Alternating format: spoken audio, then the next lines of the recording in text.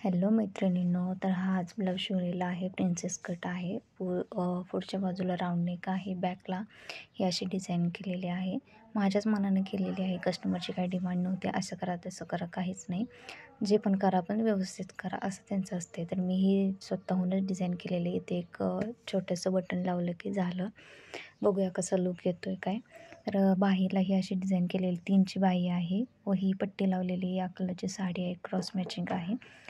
छान वाटते ही साडी याच्यावरती. ही छोटीशी बाही असल्यामुळे याला जास्त काही करता येत नाही आहे.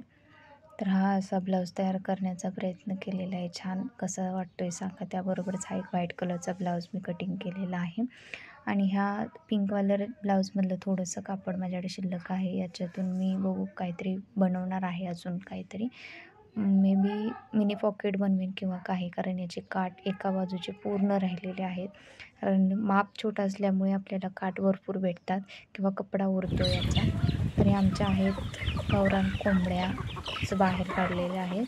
शेडच्या आतमध्येच असतात किंवा गेटच्या आतमध्ये. त्यांना असं सँडबाथ हवे असते, कारण ह्या गावरान असल्यामुळे त्यांना मातीमध्ये खेळणे त्यांच्या शरीरासाठी चांगलं असतं. जेणेकरून काय ते पिसवा असतात त्या होत नाहीत त्यांना. कशा खेळतात तुम्ही बघू शकता.